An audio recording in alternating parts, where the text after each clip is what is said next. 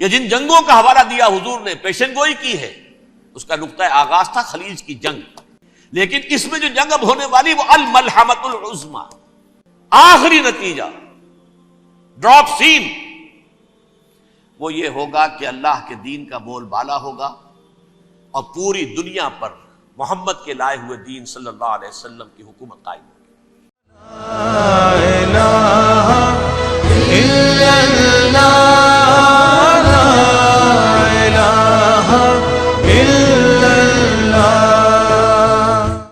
اللہ تعالیٰ کر سکتا ہے، کوئی مشکل نہیں، ہوا علی کل شیء قدیر، اسے ہر شے کی قدرت حاصل ہے۔ لیکن اصل بات جو ہے میں آپ کو بتانا چاہتا ہوں، یہ ہے سائیڈ ایشو، اصل ایشو ہے فلسطین کا جو شروع ہونے والا ہے، بھٹی دہکے گی وہاں۔ ظاہر بات ہے کہ اگر کوئی بہت بڑا اقدام ہو جاتا ہے فلسطینیوں کے خلاف، اور اگر واقعتاً مسجد اقصیٰ اور قبۃ الصخرہ گرا دیے جاتے ہیں، جو طوفان اٹھے گا عالم عرب میں، یہ حسنی مبارک ہو یا شاہ خالد ہو یا کوئی اور ہو، یہ نہیں روک سکتے اس طوفان کو۔ نوجوان خون اٹھے گا، غیرت اور جو بھی حمیت ہے، مسلمان ان پڑھ سے ان پڑھ اور بالکل بے دین، وہ بھی مسجد کی حرمت پر کٹ مرنے کو تیار ہو جاتا ہے۔ مسجد تو بنا دی شب بھر میں، ایمان کی حرارت والوں نے، من اپنا پرانا پاپی ہے، برسوں میں نماز ہی بن نہ سکا۔ وہ چاہے کانپور کی مسجد تھی، مسلمانوں نے جانے دی ہے، چاہے وہ شہید گنج کی مسجد تھی، مسلمانوں نے جانے دی ہے، چاہے نماز نہ پڑھتے ہو، لیکن یہ جو حرمت اور یہ جو حمیت اور یہ غیرت ہے، اس سے جو طوفان اٹھے گا، یہ ہوگا اس ملحمۃ العظمی، اس کی طرف پیش رفت ہو رہی ہے۔ کتاب الملاحم سے احادیث کے حوالے سے یہ جن جنگوں کا حوالہ دیا حضور نے، پیشن گوئی کی ہے، اس کا نقطہ آغاز تھا خلیج کی جنگ۔ صدام حسین نے اسے کہا تھا یہ مدر آف وارز ہے، ام المحارب، یہ ایک جنگ نہیں ہے۔ اس کا نقشہ بھی حدیث میں موجود ہے، پیشن گوئی موجود تھی، اس وقت بھی ہم نے شائع کی تھی۔ لیکن اس میں جو جنگ اب ہونے والی وہ الملحمۃ العظمی۔ ملحمہ کسے کہتے ہیں؟ لحم، گوشت کو کہتے ہیں، اور قصائی کی دکان کو عربی میں ملحم کہتے ہیں، جہاں گوشت کے ٹکڑے کیے جاتے ہیں۔ آج کل مشینوں سے ہوتے ہیں، اب جو ہے وہ ہاتھ سے چھریوں سے نہیں ہوتے، لیکن ٹکڑے ہو رہے ہوتے ہیں، جسموں کے چیتھڑے اڑ رہے ہوتے ہیں۔ ملحمہ، یہی لفظ استعمال کیا تھا حضرت سعد ابن عبادہ نے رضی اللہ تعالی عنہ یوم فتح مکہ۔ ان کے دل میں تھا کہ اب ہم انتقام لیں گے ان عربوں سے، ان قریش سے۔ الیوم یوم الملحمہ، الیوم یوم الملحمہ، یہ کہتے ہوئے جا رہے تھے، ایک خاص کیفیت، آج ہے گوشت کے ٹکڑے اڑانے کا دن۔ حضور سے کہا کسی نے جا کر کے ساتھ تو یہ کہہ رہے ہیں الیوم یوم الملحمہ، الیوم یوم الملحمہ۔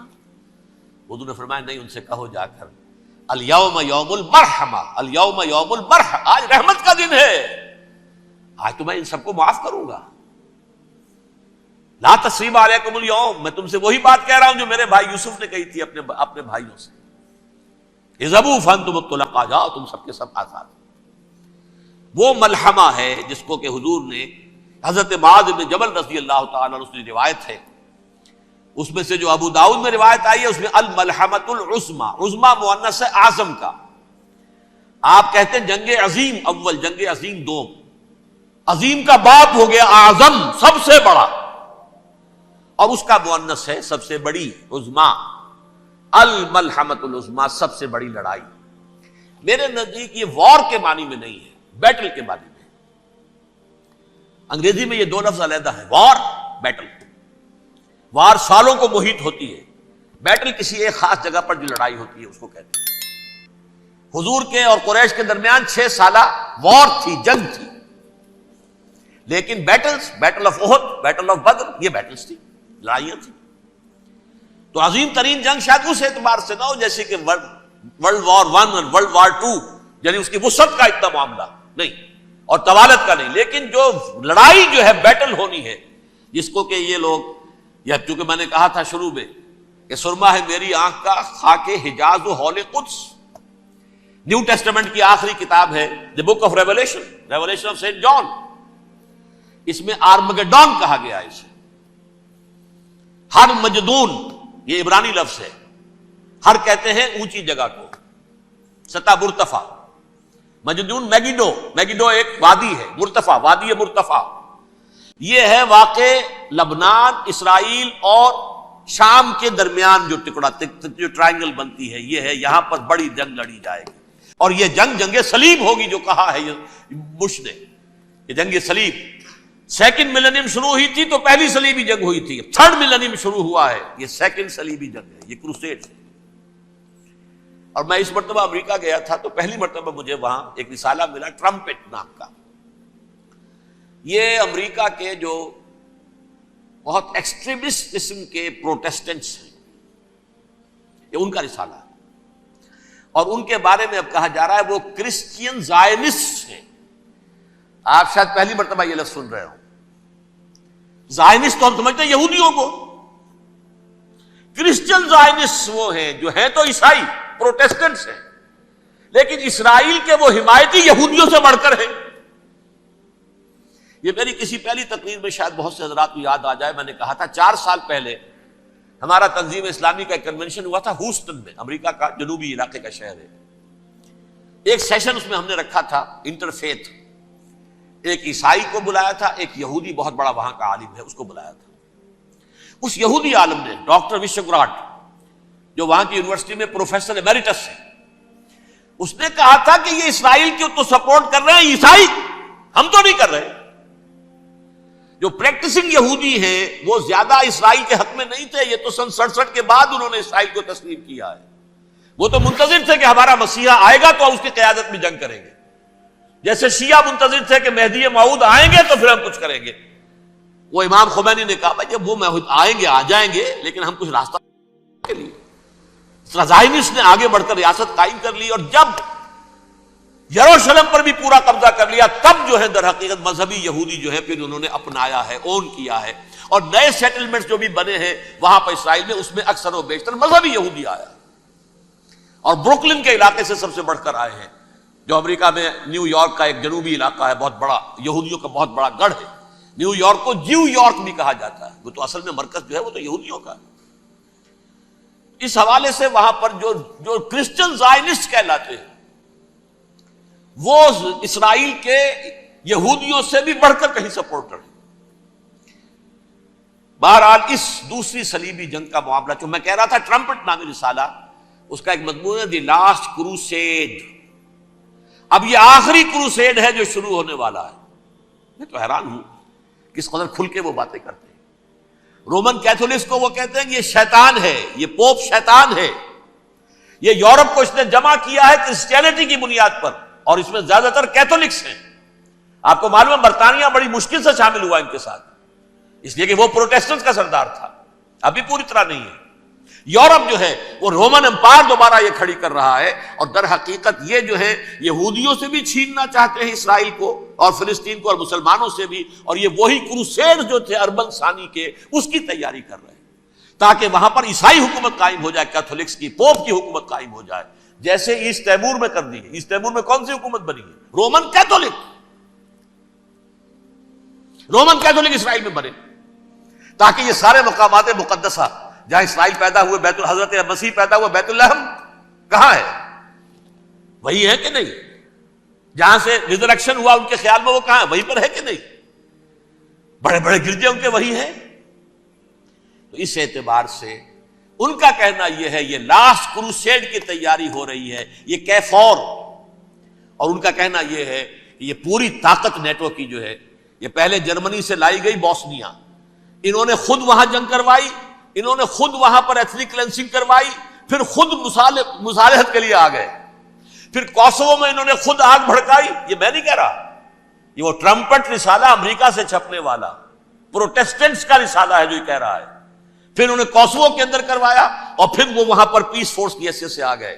اب وہ میسیڈونیا میں کروا رہے ہیں اور وہاں داخل ہو گئے ہیں۔ اگلا قدم ان کا سائپرس ہوگا، سائپرس میں ترکوں کو اور وہ گریکس کو لڑائیں گے اور وہاں آ جائیں گے، وہاں سے ایک چھلانگ لگائیں گے اور یہ فلسطین میں پہنچیں گے، اور یہ وہاں پر ایک رومن امپائر، اپنی پرانی رومن امپائر کی طرح کی رومن کیتھولک ریاست قائم کرنا چاہتے ہیں۔ تو وہاں امریکہ کے عیسائیوں میں بھی کوئی ایک طبقہ نہیں ہے، کیتھولکس بھی ہے، کیتھولکس زیادہ نہیں ہے ہمدرد، لیکن اب تابع ہو چکے ہیں۔ اسحاق ریبین نے جب یہ پیس ٹاک شروع ہوئی تھی، آپ کو یاد ہوگا شاید، کہ جب وہ آیا تھا واشنگٹن سے واپس فلسطین اسرائیل، تو پہلے روم میں رکا for an audience with the pope, اور پوپ کو اس نے ایک مرتبان سا پیش کیا تھا، حضرت سلیمان علیہ السلام کے زمانے کا مرتبان، اور کہا تھا دیکھیے 3000 برس تک ہم نے اس کی حفاظت کی ہے، اب یہ میں آپ کے حوالے کر رہا ہوں۔ اس کے بعد سے پوپ جو ہے بالکل رام ہو گیا، اور وہ عیسائیوں کے ساتھ اور یہودیوں کے ساتھ ان کا پورا معاہدہ ہو۔ اب پورا عیسائی ورلڈ جو ہے ویسے تو مجموعی یہودیوں کے شکنجے میں ہے، البتہ ان کے اندر بھی جھگڑے ہیں۔ جو وہاں پر وائٹ کرسچن ملیشیاز ہیں وہ ایکسٹریمسٹ ہیں کیتھولکس، ان کے نزدیک دشمن نمبر 1 یہودی، دشمن نمبر 2 مسلمان، دشمن نمبر 3 جو یورپ میں کالے ہیں، ایفرو امریکن، چاہے وہ عیسائی ہو گئے ہوں، کوئی بھی ہو، یہ 3 دشمن ہیں جن سے انہوں نے کلینز کرنا ہے، صاف کرنا ہے ان کے خیال کے مطابق امریکہ کی سوسائٹی کو، اولاً یہود، پھر مسلمان، اور پھر یہ جو کالے ہیں۔ لیکن دوسری طرف پروٹیسٹنٹس کے اندر ایکسٹریمسٹ وہ ہیں جنہیں کہا جا رہا ہے یہ کرسچین زائنسٹ ہیں، یہ اسرائیل کے اسرائیل سے بڑھ کر سپورٹرز ہیں۔ بہرحال یہ اب جنگ ہوگی، اس کا نتیجہ کیا نکلے گا یہ تو اللہ ہی جانتا ہے۔ اب میں آخری بات کی طرف آ رہا ہوں۔ آخری نتیجہ تو جو بھی کچھ اپس اینڈ ڈاؤنز آئیں گے، تلک الایام نداولھا بین الناس، آخری نتیجہ ڈراپ سین وہ یہ ہوگا کہ اللہ کے دین کا بول بالا ہوگا، اور پوری دنیا پر محمد کے لائے ہوئے دین صلی اللہ علیہ وسلم کی حکومت قائم ہوگی۔ وہ گویا قیامت کی تمہید ہوگی، اس کے بعد بس قیامت آئے گی، کیونکہ مقصد کائنات، تخلیق کائنات پورا ہو جائے گا۔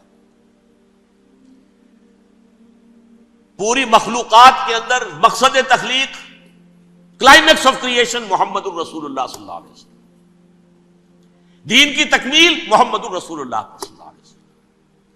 اور اس خلافت عرضی کے لیے جو حضرت آدم کو خلافت دی گئی تھی، جب اس میں وہ خلافت پوری دنیا پر قائم ہو جائے گی، اس کا مقصد پورا ہو جائے گا، and that will be the beginning of the end, اس کے بعد قیامت ہے۔ آخری نتیجہ تو یہ نکلنا ہے۔ اس سے پہلے سزائیں ہمیں بھی مل رہی ہیں، اور یہاں میں کانٹے کی بات جو چھوڑ گیا تھا اس کو بیان کر دوں۔ اللہ نے اس مغضوب علیہم قوم کو، اس ملعون قوم کو کیوں اب تک چھوٹ دیے رکھی؟ میں بتا چکا ہوں یہ بڑے عذاب کے مستحق ہو چکے تھے حضرت عیسیٰ علیہ السلام کے زمانے میں، چھوٹ دی ہے، ابھی تک ہے، بلکہ ایک مرتبہ ابھارا ہے، 1900 برس کے بعد ابھرے ہیں یہ، بالفور ڈیکلریشن 1917، سن 70 عیسوی کے بعد، تقریباً 1900 برس، 1850 برس تو ہے کم سے کم۔ پھر creation of Israel 1948، 1967 extension of Israel, یروشلم پر قبضہ۔ یہ سارا جو ہے کیوں ہے؟ اللہ تعالیٰ اس خیر امت محمد صلی اللہ علیہ وسلم، اس کے بہترین حصے کو سزا ان ملعونوں کے ہاتھوں دے رہا ہے۔ کیوں؟ جو جرم انہوں نے کیا تھا وہی ہم نے کیا۔ انہوں نے اللہ کی کتاب کو پیٹھ کے پیچھے پھینکا، نبذ فریق من الذین اوتوا الکتاب کتاب اللہ وراء ظہورہم، ہم نے اپنی پیٹھوں کے پیچھے پھینکا کہ نہیں؟ کولونیل رول سے آزاد ہوئے، کہیں اسلامی قانون نافذ کیا، کہیں اسلامی نظام قائم کیا؟ تو جو جرم ان کا تھا وہی ہمارا ہے، اور ہم خیر امت ہیں، اور ہمارے میں سے خیر ترین عرب ہے، ان پر اللہ کا فضل، ان کی مادری زبان میں اللہ کی کتاب موجود ہے۔ پھر انہوں نے اللہ کے دین کو پیٹھ دکھائی۔ جو ملک آزاد ہوا کولونیل رول سے، یا اس نے قبلہ کر لیا اپنا ماسکو کی طرف، یا کر لیا واشنگٹن کی طرف، کسی نے مکے کو قبلہ بنایا، یہ بدترین سزا ہے۔ ویل للعرب من شر قد اقترب۔ اور ترمذی شریف میں تو یہاں تک روایت ہے من اقتراب الساعۃ ہلاک العرب، قیامت کے قرب کی ایک نشانی یہ بھی ہوگی کہ عرب ہلاک ہو جائیں گے۔ ایک حدیث میں الفاظ آتے ہیں کہ حضور نے جب کہا یہ ہوگا یہ ہوگا یہ ہوگا یہ بربادی آئے گی، تو کسی زوجہ محترمہ نام میں بھول رہا ہوں، انہوں نے پوچھا کہ عرب اس دن کہاں ہوں گے؟ فرمایا العرب یومئذ قلیل، بہت کم۔ آخری خاتمہ ہونا ہے یہود کا حضرت مسیح علیہ السلام کے ہاتھوں، وہ عذاب جو 2000 برس تک ان سے ٹلا رہا وہ آئے گا، اور ان کے رسول ہی کے ہاتھوں آئے گا۔ لیکن اس سے پہلے مسلمانوں پر یہ عذاب آ رہا ہے، ہولوکاسٹ کے درجے کا عذاب آ رہا ہے۔ البتہ ہم پاکستانی اس میں یوں سمجھ لیجئے کہ وہ تو خبریں موجود ہیں احادیث میں، وہاں تو جو ہونا ہے، اتنے انسان مریں گے، اتنے انسان مریں گے کہ ایک پرندہ جو ہے اڑتا چلا جائے گا، وہ نہیں چاہے گا کہ نیچے اترے تو کسی لاش پر اترے، اسے جگہ نہیں ملے گی زمین خالی کر کہیں اتر سکے، تھک ہار کر گرے گا، مرے گا تو بھی لاش کے اوپر گرے گا۔ یہ الفاظ ہے حضور صلی اللہ علیہ وسلم، الملحمۃ العظمی الملحمۃ الکبریٰ، یہ لاسٹ کروسیڈ، ٹرمپٹ اخبار نے، میں اس کا فوٹو سٹیٹ بھی کبھی آپ کو دکھا دوں، ویسے میرے ساتھ ہے وہ رسالہ ٹرمپٹ، دی لاسٹ کروسیڈ، اس کی تیاری ہو رہی ہے۔